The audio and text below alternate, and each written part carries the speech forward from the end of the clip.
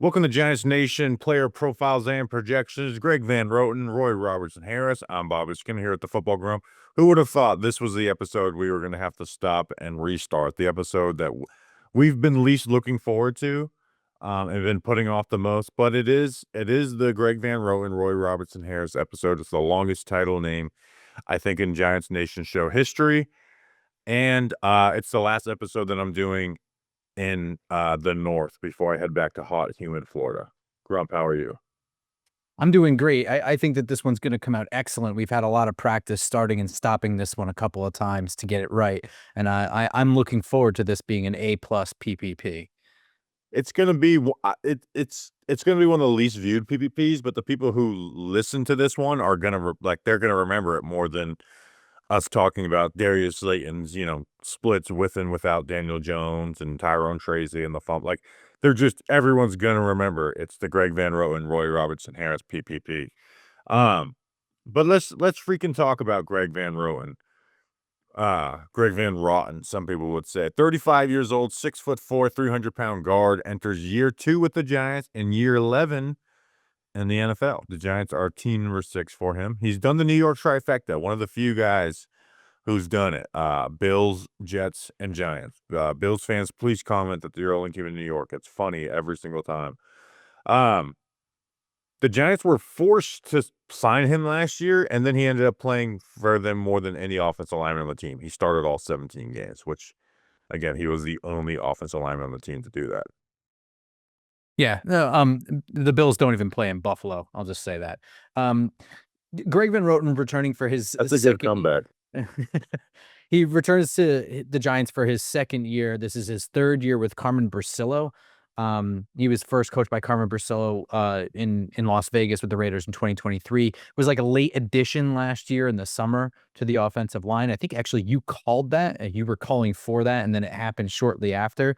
As far as 2024, like you said, the biggest accomplishment is that he made it through every single game. However, when it came to just how he is as a blocker, I would say that he's like a below average starter kind of guy. Ideally, this guy is the perfect utility interior lineman to be the first off the bench as your backup, where, oh no, my left guard is down for 3 games, Greg Van Roten. My center's out, Greg Van Roten. My right guard is down for a couple games or suspended or whatever, Greg Van Roten. Unfortunately for the Giants, he's been the starting right guard last year. They had to add him, like I said, late in the summer because they just didn't really have a plan that was panning out. And I don't think they wasted too much time in re-signing him this year on a 1-year deal for $3.75 million. 2024 for him, as a pass blocker, not so great. Gave up 7 sacks, credited for 4 hits and 24 hurries. In order, that ranks 4th among guards for sacks. That's pretty terrible. 24th among guards for hits and 16th among guards for hurries. Yeah, I mean, like in pass blocking efficiency, he has ranked 36 out of 57. Now, granted, the year before with Carmen Bricillo and with the Raiders, he, allowed 5 sacks, 3 QB hits, 13 pressures. So still giving up a good amount of sacks, but he was 13th out of 85 yards in pass blocking efficiency. I also think, he gave up 2 sacks with Daniel Jones and 5 with Tommy and Locke. I don't know if you can just do, oh, well, that's the issue, or him just playing worse in those games. But you talked about him being like the perfect utility offensive lineman.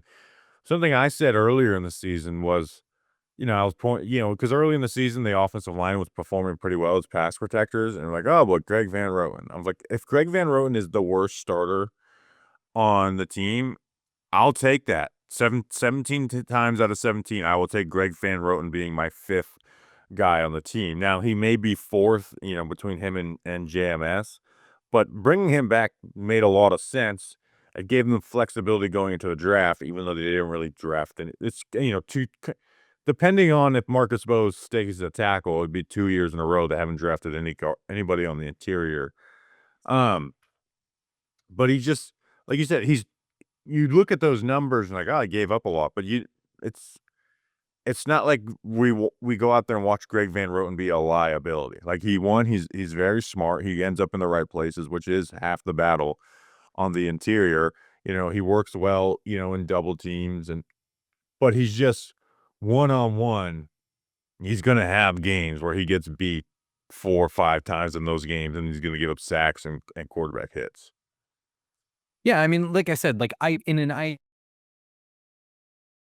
as far as him as a starter, he's just a below average starter. So in the ground game, I think he gets in pretty good position. I think he can kind of torque a guy open. He moves pretty well, but he doesn't really generate, he doesn't really churn his legs to blast open holds or anything like that. And in the pass game, he gets in good position and he can kind of hold something for a little bit. But if it's one on one, you can count if he's one on one all game, you can count on 2 to 3 plays where it's just going to be a problem and force a quarterback out of the pocket or something.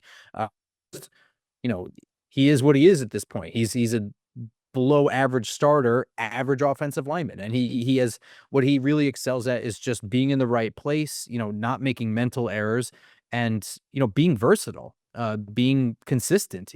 I wouldn't say like some of his worst games don't look all that different than some of his. Kind of sounds like an insult, but I think it's just he's just pretty steady. You know what I mean? You know what you're getting with him. Yeah, and like you said, the versatility, he's the backup center. When JMS got injured last year, he moved to center. Um, and then in the run game, you kinda described it well, like, he's gonna do double teams well. You're not gonna have him pulling it well, he's not gonna be he'll kinda get to his spots as a puller, but he's not an advantage there. He sustains single blocks, um, but he's not getting a ton of movement. He's not being someone who's working well in space and allowing you to get on the corners, but double teams he can handle really well. He is, like, generate, a 74 rated, guard in Madden. It is Greg Van Roten.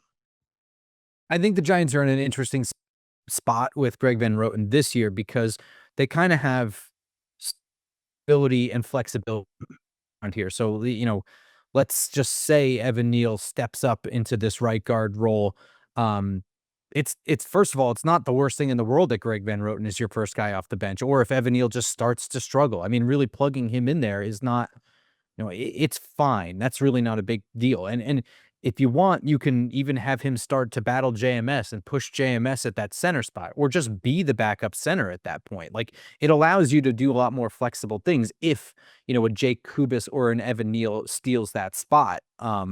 You know, Unfortunately, I don't see that happening this year either, though. I think he's kind of just slid in at that guard spot, and Neal will get his chance if somebody on that interior gets injured.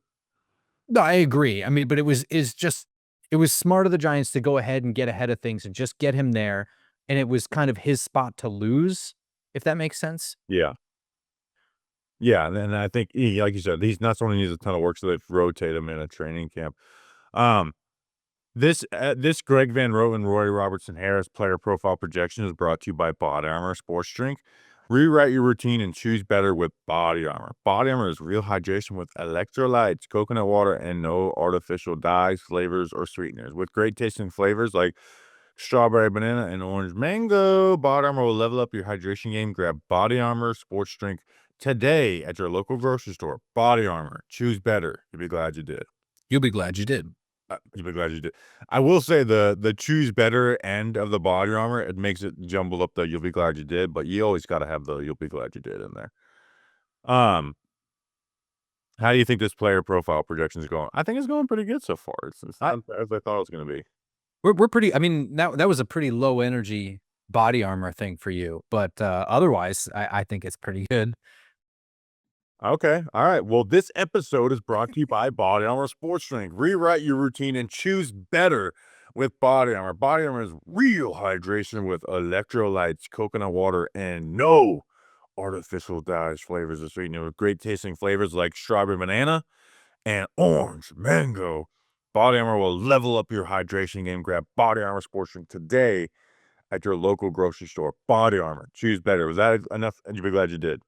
You'll be glad you did. That was excellent. That you started going a little macho man halfway through there. That was awesome. We're glad you did. I'm just trying to get your approval on my, BodyArmor ad read. Another guy who's trying to get my approval is Roy Robertson-Harris. Probably the guy I've talked the most negatively about in training camp. He had 2 QB hits in the preseason, and that all went away. The Giants signed him for 2 years, $10 million. There's like 90% of the audience who's like, I like this pace of the episode. And then there's 10% like, I wanted to fucking hear the GVR Roy Robertson Harris episode. 6'5", 290-pound defensive tackle. The Giants have him listed at 6'7", 267, which he kind of looks somewhere in the middle of there. 31 years old. Last year, played for the Jags and the Seahawks, had 20 tackles, 2 sacks, 4 tackles for a loss. The year before with the Jags, 34 tackles, 3.5 sacks, 3 tackles for a loss. Um,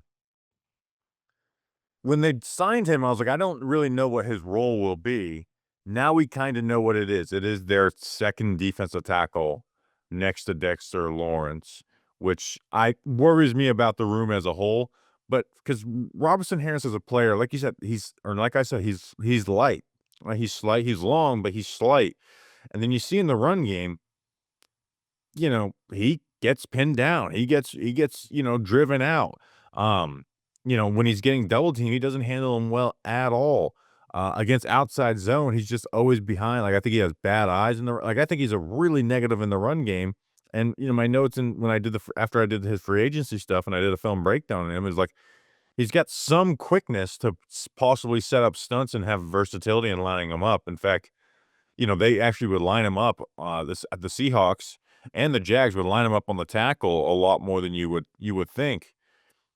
So, like, the positive thing I can say about Roy Robertson-Harris is that if Alexander is struggling as a rookie, he is your second best pass rusher with the defensive tackle spot. The issue is I don't think he's nowhere near good enough to put him on the field and have that negate what I think is gonna be flat out issues in the run game. Roy Robertson-Harris is kind of an interesting guy. So, I think that 2024 was somewhat of an anomaly for him, starting with the Jags, and then, like, about 3 games in, they just shifted him all the way to the outside, where he was just gonna play wide outside of the tackles a whole bunch, and then they trade him to Seattle, and that's where they keep him, and, statistically, it was, like, one of his worst years, and if you go back to other years, he just traditionally plays better and more often in the B gaps, and over tackle sometimes, but, if you go to 2023, it's, like, a different story, and statistically, I guess it's not all that different being at, like, 4 sacks as opposed to 2 sacks, but more tackles, just more productive, more pressures.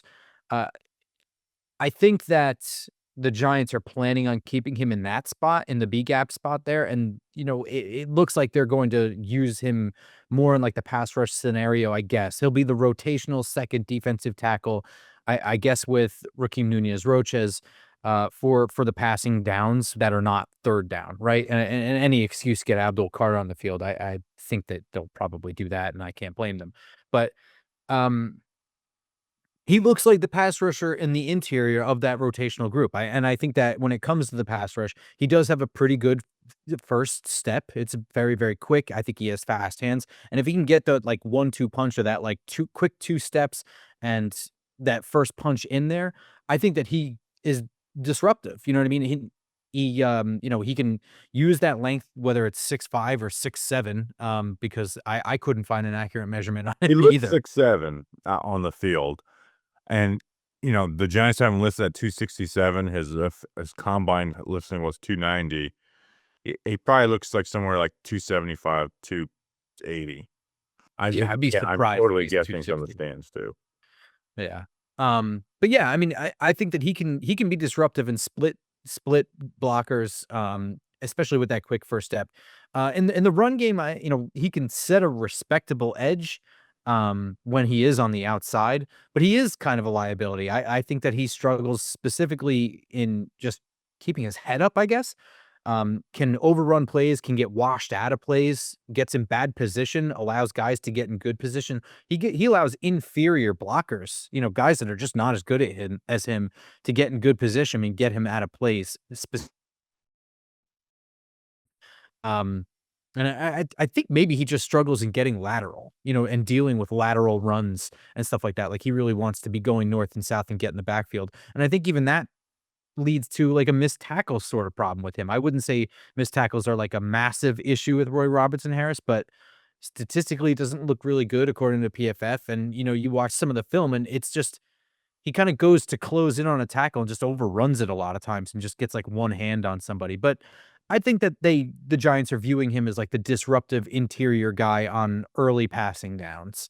And really he should be flushing quarterbacks into uncomfortable spots to either make a quick throw or run into the more talented rushers around him in Brian Burns and Kayvon Thibodeau and Dexter Lawrence and Abdul Carter if he's there. I just my issue with the Roy Robertson-Harris thing is like he is a better pass rusher than Nacho, DJ Davidson, and at this moment Darius Alexander. Um, and he's got some quickness. It's just I think we're set in the pass rush department where we don't need to put a total run game liability. Now the counter to that counter is the fact that where are these other great run defenders that you're keeping off the field? So it's just kind of more of an issue with the Giants and not necessarily, having Roy Robertson-Harris on the roster. It's the fact that he is the kind of their number 2 right now. Because, we talk about him as a pass rusher, sure, but he was 74th in pass rush win rate last year, 69th the year before. Like, he's never been someone who's just like, he hasn't even had like one season where he really put it all together. Like, and he's, 31 years old. We're not talking about a guy who has this like untapped potential that, we just haven't gotten to see yet. Like, I like Andre Patterson as much as the next guy, but I don't expect him to be working miracles with 30-plus-year-old defensive tackles. No, and I would agree with that there. I would say if you were going out and shopping for a defensive tackle, whether it was somebody who was more all around or somebody who was specifically a pass rushing defensive tackle, there are better guys out there. But it is a crowded market. It's an expensive market, and I think the Giants. I wonder if the Giants kind of viewed him as somebody where they could take Dexter Lawrence off the field and just kind of pair him with Nacho in early downs or something in games where Dexter Lawrence is playing 98% of snaps. I don't think they want that. I never want to take Dexter Lawrence off the field for Roy Robertson-Harris. I'm just saying, in general, if Dex is dealing with something, if he's playing through like an ankle thing or something like that, and you have a lead, there's no reason to keep Dex on the field. I don't know. It is kind of a ton of money to shell out. There is a dead out after this year where they could save about $3 million if he doesn't make the cut next year. And I imagine that they anticipate somebody like Darius Alexander reclaiming that spot by 2026, but he hasn't really shown much of anything yet either. Do you know who our next PvP is? Which is not going to be like this one. I'm going to be at home. I'm going to be putting a ton of work into it. Do you know off rip top of your head? I don't off rip, no. I'll give you a hint. Both these guys, interceptions. Did we not do Paulson Adebo already? We did. I don't know. Jameis Winston and Dane Belton. Yeah, that's a pretty good accurate description there. Dane Belton, interception king, and just being in the right place at the right time, going all the way back to Iowa, and Jameis Winston, interception to touchdown ratio king. There we go. All right, so we will see you guys on that. We'll also have a game recap after the Jets game on Saturday. We'll see you then. Until then, let's go Big Blue.